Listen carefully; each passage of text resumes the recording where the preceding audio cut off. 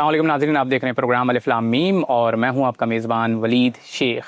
اللہ تعالیٰ نے انسانوں کی ہدایت کے لیے دین اسلام کو منتخب کیا ہے۔ اللہ تعالیٰ قرآن مجید میں ارشاد فرماتا ہے کہ جو بھی رسول خدا صلی اللہ علیہ وآلہ وسلم تمہیں دیں اسے لے لو، اور جس سے وہ منع کریں اس سے رک جاؤ۔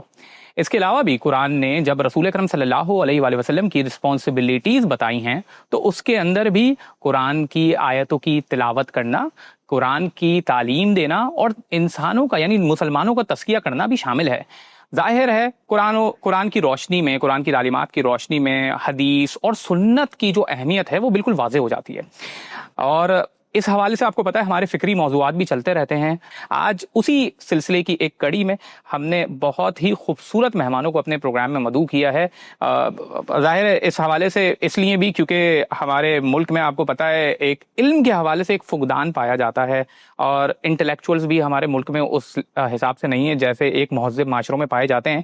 مگر جو معزز مہمان آج ہمارے ساتھ موجود ہیں، مجھے بہت خوشی ہو رہی ہے کہ ان کا تعارف کرواتے ہوئے سب سے پہلے ہمارے ساتھ موجود ہیں جناب حسن الیاس صاحب۔ کسی بھی تعارف کے محتاج نہیں ہیں، غامدی ریسرچ سینٹر سے آپ کا تعلق ہے اور آپ کی اکثر ویڈیوز سوشل میڈیا کی زینت بھی بنتی رہتی ہے۔ السلام علیکم سر۔ وعلیکم السلام۔ مزاج گرامی، اللہ کا شکر عنایت۔ اور پھر دوسری شخصیت جو ہمارے ساتھ موجود ہیں ان کا تعلق بھی غامدی ریسرچ سینٹر سے ہے اب، اور ان کی شخصیت ایک انسپائرنگ شخصیت ہے اس حیثیت میں کہ ان کا بیک گراؤنڈ جو تھا وہ کچھ اور تھا، اور پھر انہوں نے ایک بہت ہی بڑی ٹرانسفارمیشن سے گزرے، اور پھر اب جو جس طرح سے ان کی شخصیت کا تعارف کروایا جاتا ہے عام طور پہ وہ ایک بالکل الگ تعارف ہے۔ تو اس حیثیت میں بہت ہی انسپریشنل پرسنالٹی ہے مسلمانوں کے لیے، نوجوانوں کے لیے خاص طور پہ، جناب حمزہ علی عباسی صاحب۔ السلام علیکم حمزہ صاحب۔ السلام علیکم جی، اور بہت شکریہ فار سچ کائنڈ ورڈز، میں بہت مشکور ہوں جی آپ کا، تھینک یو سو مچ۔ بہت شکریہ حمزہ بھائی آپ کا بھی، حسن بھائی آپ کا بھی، کہ آپ نے اپنا قیمتی وقت ہمارے اس پروگرام کے لیے نکالا ہے۔ میں کیونکہ غامدی صاحب کا ایک اسٹیٹمنٹ ہے جو غامدی صاحب کی ویب سائٹ کے اوپر ہی تھا، خاص طور پہ حدیث کی حجیت کے حوالے سے جو انہوں نے کہا ہے، تو وہ میں نے اس حوالے سے تاکہ رکھ لیا تھا تاکہ اور مزید کلیئرٹی ہو جائے۔ اب یہ انگلش میں narratives which record the words deeds, کہاں سے پڑھ رہے ہیں آپ اس کو؟ یہ غامدی.com، اور آرٹیکلز، حدیث، انٹرویو میں انہوں نے سوال پوچھا گیا اس کے اوپر جواب دیا۔ صحیح ہے۔ تو انہوں نے کہا ہے کہ آئی ہیو ریٹن، کہ اب وہ کوٹ، narratives which record the words, deeds or tacit approvals of the prophet, generally called hadith, cannot add anything to the beliefs and practices of religion۔ جی ہاں، بالکل ٹھیک، یہ وہی بات ہے جو میں آپ سے کر رہا ہوں۔ بالکل ٹھیک بات ہے۔ اب ہاں جی، اس کے اندر ایک اور چیز پھر یہ آگے کہتے ہیں، this is because it is an irrefutable reality about these narratives that the prophet never made any arrangement to their dissemination or preservation۔ جی دو دعوے ہیں یہ، اب یہ دو دعوے ہیں۔ اب اس دعوے کے حوالے سے میں ایک جو آپ نے بھی کیونکہ گفتگو میں کی ہے، اب میرے سامنے ایک حدیث بخاری سے جو میں نے دیکھی پھر تحقیق کر رہا تھا اس حوالے سے تاکہ ظاہر بہتر انداز میں گفتگو ہو سکے۔ یہ حضرت علی سے روایت ہے، جی بخاری میں روایت ہے، صحیح بخاری کی جو حدیث نمبر 3112 اور 3111۔ اس کے اندر ایک حضرت علی کے پاس کچھ لوگ آئے اور انہوں نے کچھ ان کے سامنے مدعا رکھا کہ حضرت عثمان کے دور خلافت کے اندر کچھ معاملات ہو رہے تھے، تو وہ کہہ رہے تھے کہ ہمارا اس طریقے سے ڈیل کیا جائے۔ تو حضرت علی نے یہ کہا، اور حدیث نمبر 312 311 دونوں میں یہ بات لکھی ہوئی ہے کہ حضرت علی نے اپنے بیٹے یعنی محمد حنفیہ کو یہ کہا کہ تم یہ کتاب لے کر جاؤ اور حضرت عثمان کے پاس لے کے جاؤ اور ان کو بتاؤ کہ یہ رسول اکرم صلی اللہ علیہ وسلم، ان سے کہنا کہ یہ کتاب حضرت کا خود لکھوایا ہوا ہے، اور ان سے یہ کہنا کہ وہ اس کے اوپر حکم جو جاری کریں وہ اس کتاب کے مطابق کریں۔ ٹھیک ہے۔ تو یہاں پر تو ایک پوری رسول اکرم صلی اللہ علیہ وسلم کی ہمیں کیا حکم لکھوایا ہوا ہے؟ وہ کیا حکم ہے؟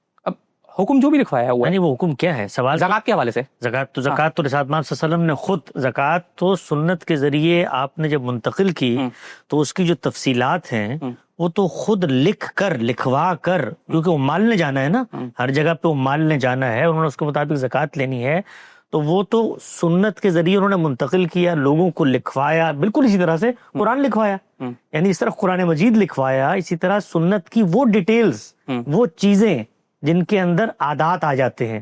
مثال کے طور پر یہ جو سیدنا علی کی آپ نے روایت پڑھی، اس کے اندر وہ بتاتے ہیں کہ مویشی کی زکوٰۃ کیا ہوگی، اس میں بتاتے ہیں اگر 100 جانور ہوں تو اس کے بعد بنت لبون دینا پڑتا ہے 1 سال کا یہ ساری چیزیں جس وقت 7 5 نے بتائیں، لوگوں نے لکھنی شروع کر دی۔ ان کا معاملہ وہ نہیں ہے جو باقی روایات کا ہمارے سامنے آتا ہے. یہ سنت کو اسی دور کے اندر لوگوں نے لکھ کے پریزرو کیا. پہلی بات نہیں، رسول نے خود پریزرو کروایا. اب یہ یہاں پہ کہہ رہے ہیں کہ کوئی ارینجمنٹ بالکل کروایا. نہیں وہ جو بات کر رہے ہیں وہ اخبار احاد کے بارے میں کر رہے ہیں. یہ جو رسالت مآب صلی اللہ علیہ وسلم نے کام کروایا یہ اخبار احاد نہیں ہے، یہ سنت کا ماخذ ہے. آپ کے ہاں اس وقت بھی جو زکوٰۃ کے اندر عادات آتی ہیں، شروحات آتی ہیں، پورا ذخیرہ اس کو اجماع اور تواتر سے اخذ کرتا ہے. وہ اجماع اور تواتر خود رسالت مآب کی زندگی میں ریٹن ریکارڈ میں آ چکا ہے. یہ چیز اور یہ بات کہ میں نے رسول اللہ صلی اللہ علیہ وسلم کو یہ کہتے ہوئے سنا کہ آپ نے فلاں موقع پر یہ کیا، آپ دو چیزوں کا فرق محسوس کر رہے ہیں. اس کو رسالت مآب صلی اللہ علیہ وسلم کہیں جو میری تاریخ ہے مجھ سے متعلق. تو میری مجلسوں میں بیٹھتے ہو، میری سیرت و سمانے دیکھتے ہو، میرے فیصلے دیکھتے ہو، یہ تم لوگوں کے ذہن میں رہتے ہیں. اس کے حوالے سے میں آپ کو بتا دوں ان کا عمل حجت نہیں ہے پھر رسول کا. نہیں، رسول اللہ کا عمل تو حجت ہے، وہ تو زیر بحث ہی نہیں ہے. تو پھر وہی تو ریکارڈ ہو رہا ہے. نہیں، بحث کیا ہو رہی ہے؟ بحث یہ ہو رہی ہے کہ وہ ریکارڈ کرنے کا عمل رسالت مآب صلی اللہ علیہ وسلم دین کے ایک انڈیپینڈنٹ سورس کی حیثیت سے اپنی زندگی میں اپنے اہتمام میں کروا رہے ہیں. اگر اس سے فرق کیا واقع ہوتا ہے؟ فرق یہ واقع ہوتا ہے نہیں، یہ کروایا ہے نا. نہیں، یہ جو بات کروائی ہے یہ رسالت مآب صلی اللہ علیہ وسلم کی زندگی کا ہسٹوریکل ریکارڈ نہیں ہے، یہ سنت کی تفصیل ہے. وہ سنت جو اجماع اور تواتر سے جاری ہے. آج آپ کے پاس یہ موجود ہے، یہ جو آپ صلی اللہ علیہ وسلم نے لکھوایا وہ مخطوطہ موجود ہے. میں ایک چیز سمجھنا چاہ رہا ہوں کہ یہ رسول اکرم صلی اللہ علیہ وسلم نے خود لکھوایا ہے نا. جی ہاں، جی بالکل. تو یہ سنت یعنی یہ حضرت علی نے لوگوں کو دیکھ کے یا رسول کو دیکھ کے نہیں لکھا. ہاں، خود لکھوایا، انہوں نے خود لکھوایا ہے. بالکل. یہ تو حدیث ہیں. نہیں، یہ حدیث نہیں ہے نا. اور اس کے علاوہ یہ بھی ہے حدیث نہیں ہے نا، یہ سنت کی تفصیل ہے. حدیث جو ہے یہ سنت کی تفصیل ہے. آپ صلی اللہ علیہ وسلم نے، آپ صلی اللہ علیہ وسلم کو کس نے بتایا؟ یہ اللہ تعالیٰ نے بتایا کہ بھائی ان شروحات کی بنیاد پر آپ نے لوگوں سے زکوٰۃ وصول کرنی ہے. اس چیز کو آپ صلی اللہ علیہ وسلم نے بیان کیا، اس کو ایک صحابی نے لکھ لیا. اب اگلی بات میں آپ کو بتاتا ہوں. یہ جو ذخیرہ روایات ہمارے پاس آتا ہے اس کے اندر ان سنن جو آپ صلی اللہ علیہ وسلم نے جاری فرما دی ان کی شرح و وضاحت، تفصیلات، اطلاقات کو خود صحابہ بھی نوٹ کرتے ہیں. فرق سمجھیں، فرق کیا ہے؟ یعنی بنیادی طور پر فرق یہ ہے کہ اللہ کے پیغمبر سے تین چیزیں مل رہی ہیں ہمیں. ایک قرآن، ایک مستقل بذات زکوٰۃ، مستقل بذات دین کا حکم ہے، اس کا ماخذ پیغمبر کی ذات ہے. قرآن کا ماخذ بھی پیغمبر کی ذات ہے. وہ آپ صلی اللہ علیہ وسلم نے پورے معاشرے کو منتقل کیا. اتنا اہتمام کیا منتقل کرنے کا، سنیے گا، اتنا اہتمام کیا منتقل کرنے کا کہ اس کی تفصیلات کو جہاں پر لکھ کے بیان کرنا تھا لکھ کے بیان کر دی. جیسے کہ یہ زکوٰۃ میں بیان کر دی. ٹھیک ہے. اب یہاں پہ ایک چیز بہت امپورٹنٹ ہے، وہ یہ کہ رسول خدا صلی اللہ علیہ وسلم ظاہر ہے گائیڈ کر رہے ہیں، رہنمائی کر رہے ہیں، اور بہت سارے ایسے لوگوں کی کر رہے ہیں کہ جو مختلف الخیال ہے، مختلف بیک گراؤنڈ سے تعلق رکھتے ہیں اور مختلف اوقات میں اسلام میں داخل ہو رہے ہیں. تو کوئی شخص ہے وہ فار ایگزامپل ضعیف ہے، بوڑھا ہے، کوئی شخص ہے جو نوجوان ہے، کوئی شخص ہے جو جوان ہے، الگ الگ بیک گراؤنڈ سے تعلق رکھتے ہیں. کوئی سلمان فارسی جیسا ہے کہ جو پہلے سے ہی بہت زیادہ علوم کا ماہر ہے، کوئی ہے ایسا جس نے کبھی کچھ نہیں پڑھا. ٹھیک ہے. اب بات یہاں پر یہ ہوتی ہے کہ جب میں نے یہ روایت آپ کے سامنے پیش کی حضرت عثمان اور حضرت علی، یعنی ان کو ریکمینڈ کریں، ایک سوال پوچھتا ہوں آپ سے، ان دونوں کا ڈفرنس آف اوپینین آ گیا. چھوٹا سوال پوچھتا ہوں. اللہ کے پیغمبر اس کا خود اہتمام کر رہے ہیں، آپ کو ایک روایت پڑھ کے پیش کرنے کی ضرورت کیوں پیش آئی؟ آپ کو بیان کرنا چاہیے تھا کہ یہ جو پورا ذخیرہ حدیث ہمارے پاس 26,000 روایات مسند احمد میں ہیں، رسول اللہ صلی اللہ علیہ وسلم نے وہ بھی سب لکھوائی تھیں، وہ کیوں نہیں پیش کیا آپ نے؟ نہیں، وہ ایسا نہیں ہے نا. کیوں نہیں ہے؟ کیا مطلب اس کا یہ ہے کہ آپ نے دین کا ایک حصہ وہ لکھ کے بیان کر دیا اور باقی حصہ جو آپ کی ذمہ داری تھی، جو آپ لکھ کے بیان کر رہے تھے، جس کی حفاظت کا ذمہ آپ کے سپرد تھا، اس سب کو آپ نے چھوڑ دیا؟ یعنی 90-95% دین کا حصہ وہ محدثین آئے، انہوں نے جمع و تدوین کی، اس کے بعد کتابیں بنی اور وہ آج ہمارے سامنے آ رہی ہیں. تو یہی غلط فہمی پیدا ہوتی ہے. میں اس کو بڑی دیانتداری سے آپ سے عرض کرنا چاہتا ہوں. ایک چیز کی بات بس کریے گا میں، کیونکہ یہ کلیریفائی، کیونکہ دیکھیں یہاں پر حضرت علی اور حضرت عثمان کا ہمیں ایک ظاہری طور پہ ایک ڈفرینس آف اوپینین، ظاہر ہے اصحاب میں ڈفرینس آف اوپینین پائے جاتے تھے، تو ہمیں ایک ڈفرینس آف اوپینین مل رہا ہے. تو سوال یہاں پہ یہ پیدا ہوتا ہے کہ which one to pick, which one to choose from. یہ کیسے پتہ چلے گا؟ یہ تو ہمیں تبھی پتہ چلے گا کہ جب ہم یہ کہیں گے کہ ہاں یہ ڈفرینس آف اوپینین پایا جاتا تھا، ایک کا یہ اوپینین تھا، ایک کا یہ اوپینین تھا. ہم ان دونوں کو پرکھیں گے قرآن کے اوپر، ہم ان دونوں کے اوپر پرکھیں گے کہ ان دونوں کے اندر، ان دونوں شخصیات میں انڈرسٹینڈنگ فار ایگزامپل کس کے اندر زیادہ تھی یا کون سی چیز قرآن سے زیادہ مل رہی ہے. اسی بنیاد کے اوپر پرکھیں گے. ہم تو پوائنٹ یہ ہے کہ ایک پریکٹس جو مختلف الخیال لوگ، مختلف بیک گراؤنڈ سے تعلق رکھنے والے لوگ اسٹیبلش کر رہے ہیں، تو اس کے اندر ڈفرینسز تو پائے جائیں گے. تو اس کے اندر ہمیں اس بات کو اسٹیبلش کرنا پڑے گا کہ کون وہ ہے کہ جو قرآن و سنت کے مطابق کر رہا ہے، کون وہ ہے کہ اس کے اوپر ہم زیادہ ریلائی کر سکتے ہیں، کسی کے اوپر نہیں کر سکتے. جی.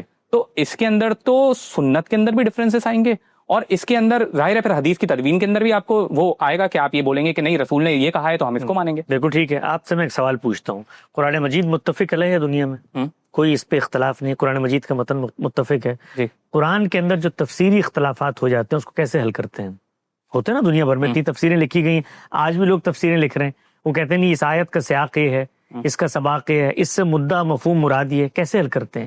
دنیا کے اندر جو یونیورسل پرنسپل ہوتے ہیں ٹیکسٹ کو سمجھنے کا، بھائی ایک لفظ ہے جملے کے اندر آیا، اس کی تعلیف دیکھیں گے، اس کا سیاق و سباق دیکھیں گے، اس کو دیکھنے کا عمل انسانی عمل ہے. وہ جس نے دیا ہے اس نے یہ مان کر دیا ہے کہ میں ایک ایسا کلام دے رہا ہوں جو اپنے اندر صلاحیت رکھتا ہے ایک مدعا کو پہنچانے کی. رسالت میں آپ صلی اللہ علیہ وسلم نے افراد کے اتنے بڑے مجموعے کو نماز پڑھ کے دکھائی، روزہ رکھ کے دکھایا، حج کر کے دکھایا. اب دیکھنے والے اس کو پرسیو کرنے میں کہیں غلط فہمی کا شکار ہو جاتے ہیں، وہ تو قرآن کی تفسیر میں بھی ہو جاتے ہیں. آپ نے دیکھا ہے اس وقت جتنی بڑی گمراہیاں ہیں، شرک سے لے کے بدعت تک، لوگ اس کا ماخذ قرآن کو بنا رہے ہوتے ہیں. سب تختہ مشق قرآن بنا ہوتا ہے.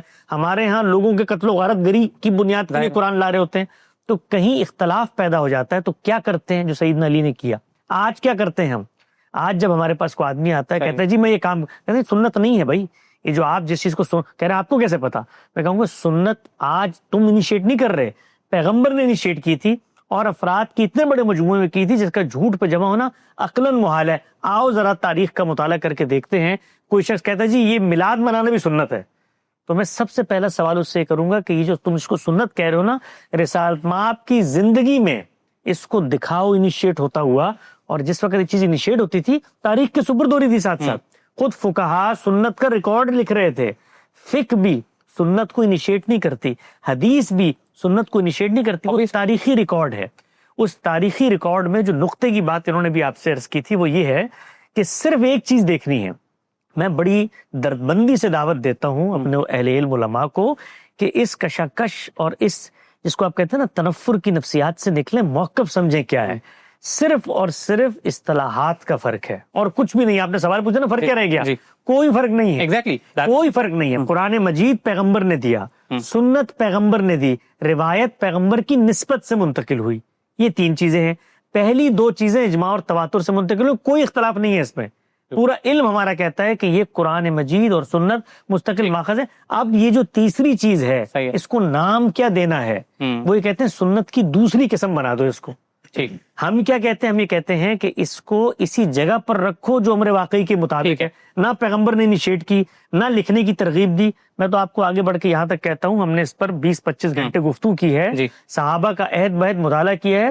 جن بڑے جلیل القدر صحابہ کے پاس اس کی تدوین موجود تھی ان کے ہاں یہ کلیئرٹی موجود تھی کہ اس میں کوئی مستقل وضاحت دین نہیں ہے. یہاں تک ہوا کہ سیدنا ابوبکر کے پاس جو نسخہ تھا جس پر انہوں نے خود سے تاریخ لکھی تھی رسول اللہ کی، اس کو انہوں نے تلف کر دیا. سیدنا عمر کے ساتھ یہ معاملہ ہوا. کیوں؟ اس لیے کہ وہ جانتے دو چیزیں تھیں. صحابہ کے اندر ایک مزاج تھا، رسالت پاک صلی اللہ علیہ وسلم نے خود فرمایا تھا کہ میری نسبت سے اگر کسی نے کوئی ایسی بات نقل کی جو میں نے نہیں کی ہوگی تو اس نے اپنا ٹھکانہ جہنم میں بنا لیا. تو ان کے ہاں یہ تحفظ تھا کہ ہم کہیں نعوذ باللہ رسول اللہ کی نسبت سے کوئی لفظ اوپر نیچے نہ کر دیں.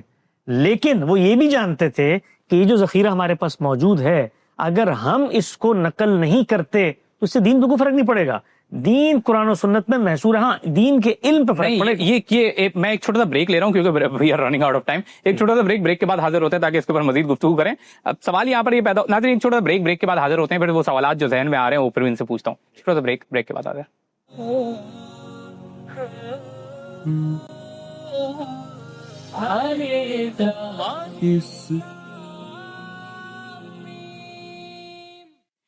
السلام علیکم ناظرین، پروگرام میں ایک بار پھر خوش آمدید. ہمارے ساتھ ملک کے نامور فلم سٹار اور ڈرامہ سٹار اور کسی بھی تعارف کے محتاج نہیں ہے جناب حمزہ علی عباسی صاحب موجود ہیں.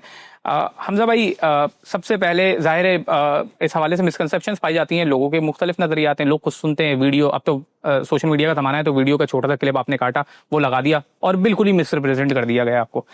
تو کیا حدیث کو اگر کوئی نہیں مانتا، حدیث کی حجیت کا انکار کرتا ہے، تو وہ آپ کی نظر میں مسلمان ہیں؟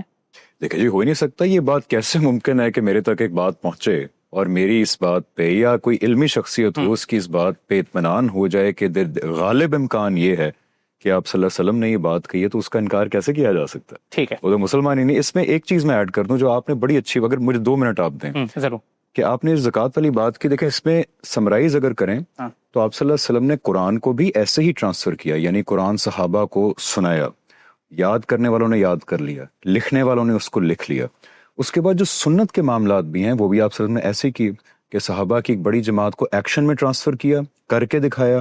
کوئی چیز لکھوانی تھی اس کو خود اپنی نگرانی کے اندر لکھوایا. یہ ہے قرآن اور سنت. اس کے بعد جو ہم بات کر رہے ہیں نا حدیث، علم النبی، وہ یہ ہے کہ آپ صلی اللہ علیہ وسلم کو دوسرے لوگوں نے کچھ کہتے ہوئے سنا، کچھ کرتے ہوئے دیکھا اور خود جا کے اس کو لکھا اور آگے ٹرانسفر کیا. صرف بحث چھوٹی سی چیز کی، ایک تو ٹرمینالوجی میں فرق ہے، چھوٹی سی بحث ہے، وہ یہ کہ جب حدیث والا علم آپ کے سامنے آئے تو اس کو آپ قرآن اور سنت کی روشنی میں سمجھیں. Obviously.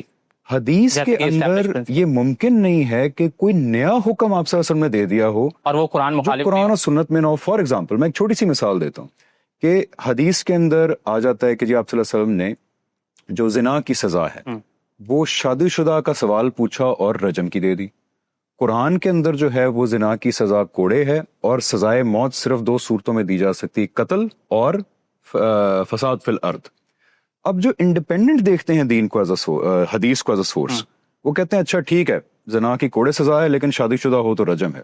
لیکن جو صحیح زاویہ ہے دیکھنے کا کہ حدیث کو قرآن کی روشنی میں سمجھا جائے، اور جب تحقیق بھی کی گئی ان ساری حدیث کے بارے میں تو پتہ لگا کہ آپ صلی اللہ علیہ وسلم نے وہ سزائیں اس لیے نہیں دی تھی کہ وہ شادی شدہ تھے، اس لیے دی تھی کیونکہ وہ فساد فی الارض کی کیٹیگری میں آتے تھے. یہ صرف چھوٹا سا ڈفرنس ہے کہ آپ صلی اللہ علیہ وسلم کی ایک بات سامنے آ گئی، صحیح ہے. وہ صحیح کا مطلب یہ نہیں کہ پھر بھی 100% آپ صلی اللہ علیہ وسلم نے کہی. صحیح کا مطلب یہ ہے کہ غالب گمان ہے کہ آپ صلی اللہ علیہ وسلم نے کہی، اور میں اس کو نہ مانوں یا کوئی نہ مانے، یہ ہو نہیں سکتا. لیکن اس کو قرآن کی روشنی میں سمجھنا ہے. وہاں کوئی نیا حکم نہیں ہے جو اچھا قرآن حمزہ بھائی، یہ آپ نے بہت زبردست انداز میں ایکسپلین کر دیا اور جو ظاہری نظر ہے اس کو بھی واضح کر دیا کہ اس میں بیسیکلی مسئلہ کیا ہے. اب ہم اس ٹرمینالوجیز کی بجائے اس حقیقت کی طرف چاہتے ہیں کہ جو قرآن سے ہمیں واضح طور پہ دیکھنے کو ملتا ہے، اور جو ظاہر ہے ہماری اگر ٹرمینالوجی سے آگے بڑھ کے ہم اس کانٹیکس یا اس ایکسپلینیشن کے اوپر بات کریں گے تو وہ اور مزید واضح ہو جائے گی کہ رسول اکرم صلی اللہ علیہ وسلم کا عمل، انہوں نے کچھ کہا، انہوں نے کچھ کیا، کسی چیز کو اپروو کیا، کیا یہ بذات خود یعنی رسول اکرم صلی اللہ علیہ وسلم کا عمل اور آپ کا کچھ کہنا، کچھ کرنا ہمارے لیے حجت ہے یا نہیں ہے؟ بالکل حجت ہے، لیکن پھر وہی کہ اس کو قرآن کی روشنی میں سمجھنا صحیح، قرآن کی روشنی میں سمجھنا چاہیے. اب ظاہر ہے اس کی نیریشن میں اور وہ جس طرح سے ہمارے طرف منتقل ہو رہی ہے اس کے اندر اگر کچھ شکوک و شبہات پائے جاتے ہیں، یعنی اس سورس میں کچھ شکوک و شبہات پائے جاتے ہیں، تو اس کو حذف کرنے کے لیے، اس کو دور کرنے کے لیے کچھ سائنس موجود ہے، جیسے علم اسماء و رجال موجود ہے. بالکل موجود ہے جی. یہ تو ہمارے ہاں ہمارے علم کا متفق علیہ فیصلہ ہے کہ پیغمبر کی نسبت سے جب کوئی بات بیان ہوگی تو اس میں 2 چیزیں ہیں جو کانٹینٹ کے بارے میں دیکھی جائیں گی، 3 چیزیں ہیں جو بیان کرنے والوں کے بارے میں دیکھی جائیں گی. ان کا حفظ و اتقان دیکھا جائے گا، ان کی عدالت دیکھی جائے گی، سلسلہ سند کا اتصال دیکھا جائے گا، جو روایت زیر بحث ہے اس کے بارے میں دیکھا جائے گا کہ علم و عقل کے مسلمات کے خلاف تو نہیں ہے اور قرآن و سنت کے واضح نصوص کے خلاف تو نہیں ہے. یعنی یہ تو متفق علیہ باتیں ہیں، اس میں تو کوئی شخص انکار ہی نہیں کر سکتا. اس لیے نہیں کر سکتا کہ پیغمبر صلی اللہ علیہ وسلم پیغامبر ہیں. اس دین کے جو اللہ نے ان کو دیا ہے، وہ دین کے بارے میں اللہ یہ کہتا ہے کہ آپ نے اس کو پہنچانا ہے. ٹھیک ہے. اور اس کے عقلی، اس کے لسانی مضمرات، اس کی شرح و وضاحت کیا ہوتی ہے؟ شرح و وضاحت یہ ہوتی ہے کہ اس میں شعر جو موجود ہے اس میں اس کی بنیاد پائی جائے گی، تبھی شرح و وضاحت بنے گی. میں آپ کے سامنے ایک شعر کی شرح و وضاحت کروں اور اس میں وہ چیزیں بیان کروں جو شعر میں نہ پائی جاتی ہوں، میں کہوں میں نے الگ سے میں نے جاری کر، اس کو آپ شرح و وضاحت کہیں گے؟ تو پیغمبر صلی اللہ علیہ وسلم کے بارے میں یہ گمان کیا کیسے جا سکتا ہے کہ جو قرآن دے دیا اللہ تعالیٰ نے، جو سنت آپ نے جاری فرما دی، اس کی ترمیم، اس کے اندر تنسیخ، اس کے اندر اضافے، اس کے اندر جو اضافے آپ نے کرنے ہیں وہ رسول اللہ صلی اللہ علیہ وسلم کو خدا نے کہا ہے کہ آپ سنت میں کریں گے.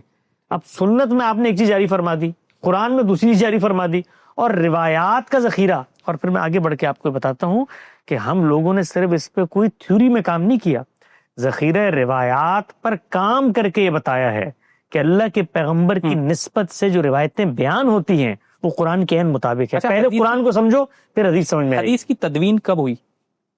حدیث تو رسول اللہ صلی اللہ علیہ وسلم کی زندگی میں شروع ہو گئی تھی. تدوین کے دو مراحل ہیں. ایک تدوین وہ ہوتی ہے کہ جب علم کی سطح پر چیزیں مرتب ہوتی ہیں, اور دوسری تدوین وہ ہوتی ہے جب انیشل انڈیپینڈنٹ سطح پہ. تو رسول اللہ صلی اللہ علیہ وسلم کی زندگی میں بے شمار لوگ تھے جنہوں نے روایت لکھنی شروع کی. آپ صلی اللہ علیہ وسلم نے ابتدا میں انہیں منع فرمایا اور پھر تنبیہ کی کہ قرآن مجید سے اس کو بالکل الگ رکھنا, اور پھر ایک موقع پر آ کر اس کی اجازت مرحمت فرما دی. لوگوں نے لکھی, لکھنے والے لکھتے تھے, بیان کرتے تھے. یہ جو لوگ اس طرح کی فضول باتیں کرتے ہیں کہ 200 سال بعد ذخیرہ سامنے آ گیا, اس کی کوئی ویلیو نہیں ہے, یہ سب فضول باتیں ہیں, علم سے ناواقفیت کی بنیاد پر ہیں. اللہ کے پیغمبر کی موجودگی میں, آپ کی زندگی میں لوگوں نے اپنے طور پہ چیزیں لکھنی شروع کر دی. اچھا, اس میں ایک اور بات یہ ہے کہ اب کچھ جو روایتوں کا ذخیرے کے اوپر اگر ہم نظر ڈالیں تو اس میں ہمیں دکھتا ہے کہ حضرت ابو ہریرہ رضی اللہ تعالیٰ عنہ یا دیگر اصحاب سے ہمیں بہت زیادہ روایتیں ملتی ہیں. یہ بھی غلط بات ہے, بالکل غلط بات ہے. یہ ایسا بالکل نہیں ہے. ہمارے ہاں یہ نقطہ نظر بڑا عام ہو گیا ہے کہ بعض صحابہ نے ہزاروں روایتیں کر دی ہیں. یہ ٹھیک ہے کہ بعض صحابہ میں محتاط رویہ تھا, جیسے انسانوں کے اندر ہوتا ہے. صحیح ہے. بعض نے اپنا اس کو شغف بنایا کہ ہم اللہ کے پیغمبر کی اس تاریخ کو آگے منتقل کرتے ہیں, لیکن جو انہوں نے منتقل کی ہے وہ اگر آپ مقررات نکال دیں تو چند سو بنتی ہیں روایتیں, اور ان میں بھی ایک دو ایسی روایتیں بھی نہیں ہیں جو سیدنا ابو ہریرہ نے صرف مستقل بیان کی ہو, باقی کوئی صحابی بیان ہی نہ کر رہا ہو.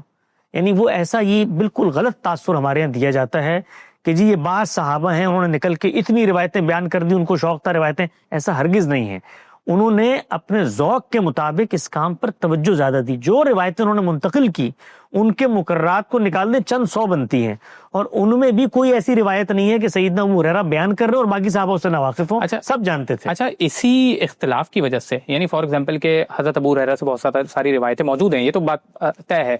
حضرت ابو بکر سے بہت کم روایتیں, حضرت علی سے بہت کم روایتیں. تو انہی اختلافات کی بنیاد کے اوپر تو ظاہر غامدی صاحب کی طرف سے ایک اوپینین آتا ہے کہ یہ وہ وجوہات ہیں کہ جس کی وجہ سے وہ حدیث, بہت ساری حدیث کے ذخیرے کو پھر ریجیکٹ بھی کرتے ہیں. ہرگز نہیں, ہرگز نہیں. یہ بات کبھی ہماری زبان سے نکلی ہو تو آپ اس کا کوئی حوالہ پیش کریں, کبھی بھی نہیں. یہ بیوقوفی کی بات اگر کوئی شخص کرتا ہے. ہم نے کبھی حدیث کے معاملے میں تو آپ سے آگے بڑھ کے کہہ رہا ہوں کہ ہم یہ بحث بھی نہیں کرتے کہ چونکہ اس کو افراد انڈیپینڈنٹ نقل کر رہے ہیں اس لیے میرے نزدیک اس کی وہ حیثیت نہیں. ہم تو یہ بحث بھی نہیں کرتے. پیغمبر کی ذات دین کا ماخذ ہے, پیغمبر جیسے دین دیں گے ان کو اخذ کیا جائے گا. وہ ایک صحابی سے, میں آپ کے صرف علم کے لیے ایک بات آپ کو یہاں بتا دوں, ہمارا جو ڈسکورس ہے اس کو لوگوں نے ابھی اس طریقے سے سمجھا ہی نہیں. ہمارے ڈسکورس میں یہ آپ صحیح روایات کی بات کر رہے ہیں, باقی ضعیف روایت بھی کچھ اس طریقے سے آنسر کر دیں, اس طریقے سے آنسر کر دیں تو پھر اہل علم جو آپ سے اختلاف رکھتے ہیں اور آپ کے اوپر یہ الزام لگاتے ہیں کہ آپ منکر حدیث ہیں, اس کی پھر کیا وجہ ہے؟ اب میں آپ کو سمجھاتا ہوں. وہ نقطہ آخر میں اس کو زیر بحث لے کے آ جاتے ہیں. اس وقت علم کا فقدان ہے ہمارے ہاں. 200 سال سیاسی تحریکیں, مذہبی تحریکیں, جتھے بندیاں, طاقت کے مراکز, لڑائی, کشاکش, یہ سب چل رہا ہے. اس میں ان کو نہ اپنا موقف پتہ ہے نہ ہمارا موقف پتہ ہے. یہ میں دیانتداری سے آپ کو بتا رہا ہوں. اچھا, معلوم ہی نہیں ہے کہ اپنا موقف کیا ہے اور ہمارا موقف کیا ہے. تو ہوتا کیا ہے, ہوتا یہ ہے کہ ایک روایت سے آپ نے ایک انڈرسٹینڈنگ ڈیولپ کی ہے. مثال دیتا ہوں میں آپ کو. ایک روایت ہے کہ بھئی جس شخص کے شلوار یا تہبند ٹخنوں سے نیچے ہو وہ جہنم میں جائے گا. یہ آپ نے اس سے ایک انڈرسٹینڈنگ اخذ کی. میرے پاس آپ وہ روایت لے کے آتے ہیں تو میں پہلا کام کیا کروں گا, اللہ کے پیغمبر نے جو بات کہی ہے اس کی علت کیا ہے, ریزن کیا ہے. اس لیے کہ خدا کا پیغمبر قرآن مجید سے الگ ہو کر کوئی نئی بات نہیں کر سکتے. تو پھر ہم اس ریزن کو دریافت کرتے ہیں. وہ ریزن خود روایتوں کے اندر موجود ہے. صحیح ہے. کہ اللہ کے پیغمبر نے فرمایا بھئی تکبر کی غرض سے یہ کام مت کرنا. اب تکبر قرآن کا موضوع ہے تو آپ صلی اللہ علیہ وسلم نے کوئی انڈیپینڈنٹ حکم نہیں دیا. تو اب میں بتاتا ہوں تکبر کے جو مظاہر, جو شاعر جب کبھی جہاں بھی پائے جائیں گے وہ قرآن کی اور ساتھ میں آپ صلی اللہ علیہ وسلم نے جو بات کہی تھی وہ اس دور میں اگر تکبر کی علامت تھی, اجتناب اس دور میں بھی کریں گے اور آج بھی کریں گے. اب میں نے جب یہ بات کہی تو ہمارے ہاں ایک اطاعت کا پیراڈائم بن چکا ہے. فقہ و تدبر کا پیراڈائم نہیں تھا, اطاعت کا پیراڈائم بن چکا ہے جو سلفی روایت سے اٹھا. ہمارے ہاں جو یہ احناف کی روایت, شوافی کی, یہ بالکل وہی روایت تھی جس پر آج ہم کھڑے ہیں. فقہ تدبر وہ تو یہاں تک کہتے تھے کہ ہم قیاس کو ترجیح دے دیں گے اگر خبر واحد سے کوئی اس طرح کا حکم نظر آ رہا ہو جو بظاہر قرآن مجید کے خلاف ہو. ہم یہ کہتے ہیں کہ آپ پہلے قرآن مجید کو سمجھیں. تو یہ جو ہمارے خلاف آپ کو ایک پوری محاذ نظر آتا ہے وہ کہتے ہیں اچھا آپ نے حدیث سے جو میری انڈرسٹینڈنگ تھی اس کا انکار کر دیا, تو وہ آپ نے حدیث کا انکار کر دیا. بھئی یہ ایسی بات نہیں ہے. حدیث میں آیا من تشبہ بقوم فہو منہم, جو جس کی مشابہت اختیار کرے وہ انہی میں سے ہوگا. اب میں نے آگے بڑھ کے بتایا, کسی عالم نے بتایا کہ بھائی اس سے مراد پینٹ شرٹ نہیں ہے, اس سے مراد ٹائی نیک نہیں ہے, اس سے مراد خود روایت بتاتی ہے کہ رسول اللہ نے فرمایا جعل اللہ رزق تحت ظل الرمی وجعل الصغار لمن خالف امری من تشبہ بقوم فہو منہ. ایک خاص مرحلے کی روایت ہے, کفار کا خاتمہ ہو رہا ہے, اس موقع پر کہا الگ الگ ہو جاؤ ورنہ دنیا سے رخصت ہو جاؤ گے. تو سوڈو انٹلیکٹ اس دور میں جو مذہبیت نے پیدا کی ہے وہ اس بات کو سمجھنے سے قاصر ہے کہ حدیث سے جو آپ نے غلط انڈرسٹینڈنگ پیدا کر لی ہے اس سے اختلاف, حدیث کا انکار نہیں ہوتا. اور اس میں ایک آخری بات میں آپ سے عرض کر دوں جو بڑی تنبیہ کی بات ہے, تحدید کی بات ہے.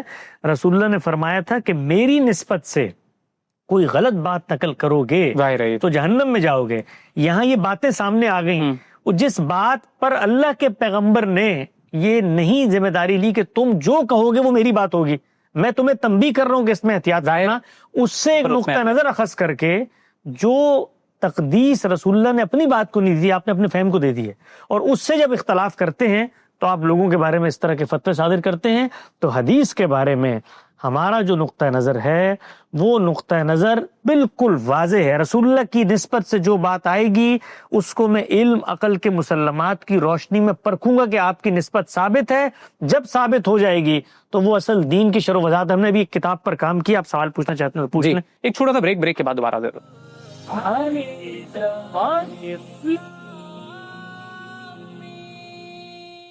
السلام علیکم ناظرین, پروگرام میں ایک بار پھر خوش آمدید. ہمارے ساتھ ملک کے نامور فلم اسٹار اور ڈرامہ اسٹار اور کسی بھی تعارف کے محتاج نہیں ہے جناب حمزہ علی عباسی صاحب موجود ہیں. حسن بھائی, علم النبی کے حوالے سے بھی جو آپ نے کام کیا وہ بھی میں آپ سے پوچھوں گا. اب جو آپ بات کر رہے ہیں کہ ایک ریفارم کی ضرورت ہے, ٹھیک ہے, سائنس آف علم میں اور سائنس آف حدیث کے اندر ایک ریفارم کی ضرورت ہے, کانٹیکسچولائزیشن کی ضرورت ہے, اس کے اندر ویک حدیث کے حوالے سے اویئرنیس کی ضرورت ہے, اور اس میں ایک آپ کو ایک ایجوکیٹڈ اپروچ اپنانے کی ضرورت ہے. تو حمزہ بھائی, اب سوال یہاں پہ یہ پیدا ہوتا ہے کہ میں نے فار ایگزامپل ایک اسٹیٹمنٹ آپ کے سامنے یہاں پہ شیئر کیا, غامدی صاحب کا اسٹیٹمنٹ, خود ان کا اسٹیٹمنٹ انہی کی ویب سائٹ کے اوپر ہے کہ فار ایگزامپل انہوں نے یہ اسٹیٹمنٹ دیا کہ اس کی ارینجمنٹ یعنی حدیث کی ارینجمنٹ, اس کی پریزرویشن کے لیے رسول اکرم صلی اللہ علیہ وسلم نے کوئی اہتمام نہیں کیا. میں نے فار ایگزامپل آپ کے سامنے ایک روایت پیش کر دی. جب اس قسم کے اسٹیٹمنٹس آتے ہیں یا انہوں نے کہا کہ for example it does not add anything to the practice of religion, تو یہاں پر ایسا لگتا ہے کہ ایک ایکسٹریم اپروچ اپنا لی گئی ہے. ٹھیک ہے, حسن بھائی نے جو بات جس طریقے سے پیش کی ابھی, اس میں ظاہر ہے بات واضح ہو رہی ہے اور سمجھ میں آ رہا ہے کہ نہیں یہ کانسیپٹ نہیں ہے وہ کانسیپٹ ہے. پوائنٹ یہ ہے کہ اگر ہم اس کے اوپر بہت زیادہ ایکسٹریم اپروچ اپنا لیں گے تو ایسا نہیں کہ پہلے سے فرقے موجود ہیں اور ایک اور فرقہ پیدا ہو جائے گا اور اس میں جو ہے نا امت بڑھ جائے گی اور بہت زیادہ پرابلمٹک ہو جائے گی سچویشن. لوگ یہ سمجھ ملنا شروع ہو جائیں گے کہ آپ منکر حدیث ہیں. تو اس میں کیا خود بتاتے خود اس رویے میں بھی احتیاط کی ضرورت نہیں ہے؟ میرے نزدیک تو جو آپ نے غامدی صاحب کے الفاظ نقل کیے وہ وہی بات کر رہے ہیں جو ادھر کی گئی ہے. یعنی فار ایگزامپل آپ صلی اللہ علیہ وسلم نے جو اخبار احاد سے چیزیں پہنچی ہیں جو لوگوں نے آپ صلی اللہ علیہ وسلم کے بارے میں, اچھا انہوں نے اخبار احاد کا یہاں پہ نہیں کیا, انہوں نے نیریٹیوز کا. یہ آپ دیکھیے نا, یہ آپ نے, میں معذرت چاہتا ہوں آپ کا وقت لے رہا ہوں. ہمارے یہاں ہوتا ہے کیا, یہ آپ نے ایک جملہ پڑھا, اس جملے سے آگے پڑھنے کی توفیق ہی نہیں, پیچھے پڑھنے کی توفیق ہی نہیں. میں آپ کو پڑھ کے بتا دیتا ہوں, غامدی صاحب نے جو پوری بات جو آپ پڑھ رہے ہیں وہ لکھی کیا ہے. رسول اللہ صلی اللہ علیہ وسلم کے قول و فعل اور تقریر و تصریب کے اخبار احاد جنہیں بالعموم حدیث کہا جاتا ہے, ان کے بارے میں یہ حقیقت ناقابل تردید ہے کہ ان کی تبلیغ و حفاظت کے لیے آپ نے کبھی کوئی اہتمام نہیں کیا, بلکہ سننے اور دیکھنے والوں کے لیے چھوڑ دیا کہ چاہیں تو انہیں آگے پہنچائیں اور چاہیں تو نہ پہنچائیں. اس لیے دین میں ان سے کسی عقیدے و عمل کا اضافہ نہیں ہوتا. یہ ہوگی بات. اس کے بعد آگے پڑھیں. دین سے متعلق جو چیزیں ان میں آتی ہیں وہ در حقیقت قرآن و سنت میں محصور اسی دین کی تفہیم و تبیین اور اس پر عمل کے لیے نبی صلی اللہ علیہ وسلم کے اسوے کا بیان ہے.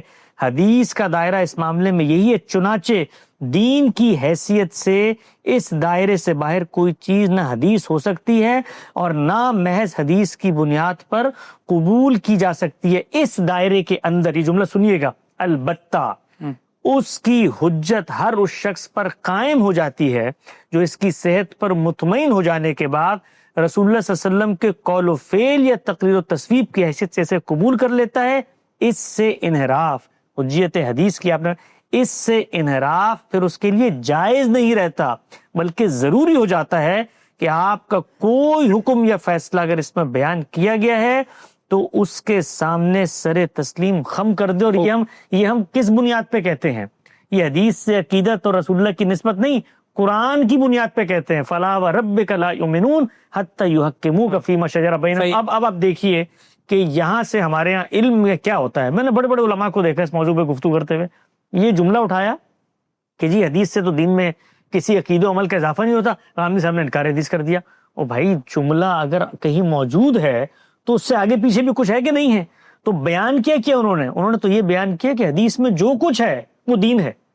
یعنی یہ بیان کیا کہ دین سے باہر کوئی چیز نہیں ہے، کسی اضافہ نہیں کیا، کوئی کمی نہیں کی، کوئی نئی چیز نہیں ہے، یہ اصل دین اس میں بیان ہوا ہے. تو جب اصل دین بیان ہوا ہے تو اس کا انکار تو اصل دین کا انکار ہو جائے گا نا. تو میں آخر میں دیانتداری سے، آپ ان سے آخری کمنٹ لے لیجیے گا، دیانتداری سے عرض کرتا ہوں، یہ وقت آ گیا ہے کہ اب علماء کرام کو اس خفت کا اندازہ ہو رہا ہے کہ یہ جو کچھ غلط مواقف ہم پیش کرتے چلے آئے ہیں.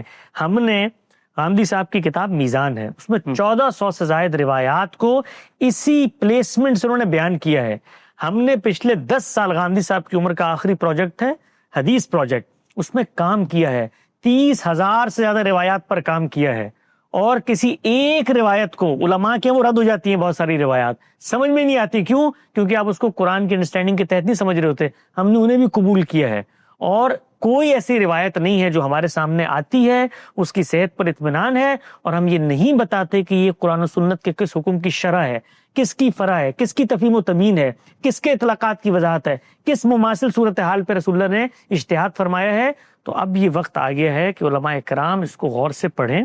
یہ ایک ڈسکورس ہے مدرسہ فراہی کا، یہ وہ احرام ہے کہ جس کو سنگریزوں سے نہیں ڈھایا جا سکتا. یہ گزرتے ہوئے گالیاں دے دینا فلاں منکرین حدیث ہے، یہ فلاں منکرین قرآن ہے. اس کو علمی انداز میں سمجھیں، پڑھیں تو آپ کو اندازہ ہوگا کہ اس دور میں ان روایات کو جب ان کے اطلاقات سے ہٹا دیتے ہیں آپ تو اس سے الحاد پیدا ہوتا ہے. ہم نے اس کا رستہ روک دیا. بہت خوب. And this is one of the reason why we have invited you. اور ہم چاہتے تھے کہ ایک ظاہر ہے اس کے اوپر ڈسکشن ہو تاکہ جو مغالطے ہیں، جو مسکنسیپشنس ہیں وہ دور ہوں.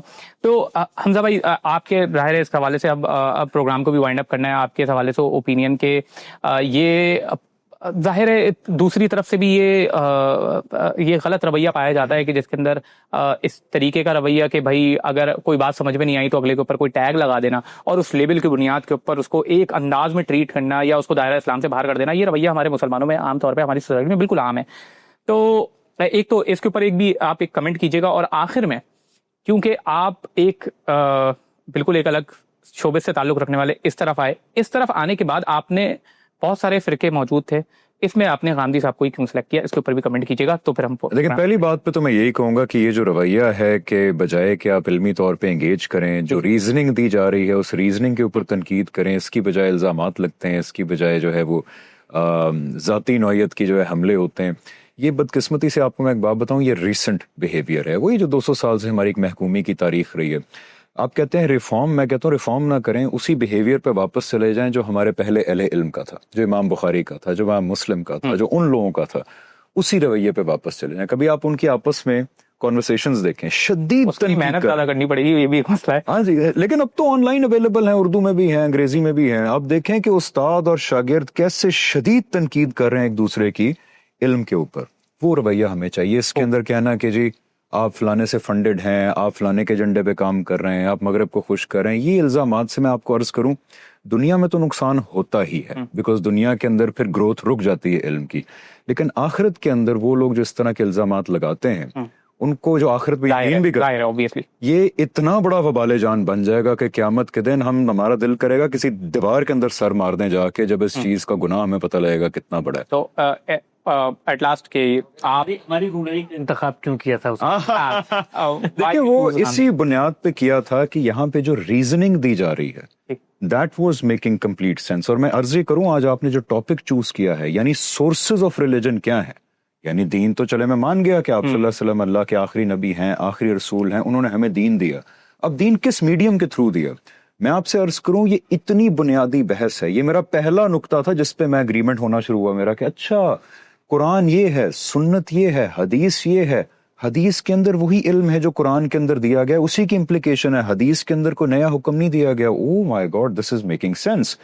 سورسز کی بحث میں مسلمانوں کے آگے ہاتھ جوڑتا ہوں جنہوں نے آج تک یہ نہیں کوشچن پوچھا کہ میں مسلمان کیوں ہوں.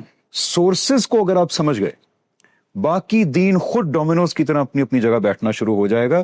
ایک عام انسان بھی خود دیکھنا شروع ہو جائے گا, اچھا یہ اللہ نے حکم دیا تھا, کیوں دیا تھا, میں سمجھ گیا ہوں یہاں سے سورسز کی وجہ سے. یہ اتنی امپورٹنٹ بحث ہے. تو میرا یہ ایسا نہیں کہ مجھے جوابات مین اسٹریم علماء سے نہیں ملے, بڑے بڑے عالم ہیں, مودودی صاحب ہیں, اس سے پہلے بڑی تاریخ ہے علماء کی اسلام کے اندر, لیکن غامدی صاحب کسی روایتی عالم کا نام دینا. مودودی صاحب ان کے نزدیک ویسے ہی ہیں جیسے ہم لوگ ہیں, کوئی اور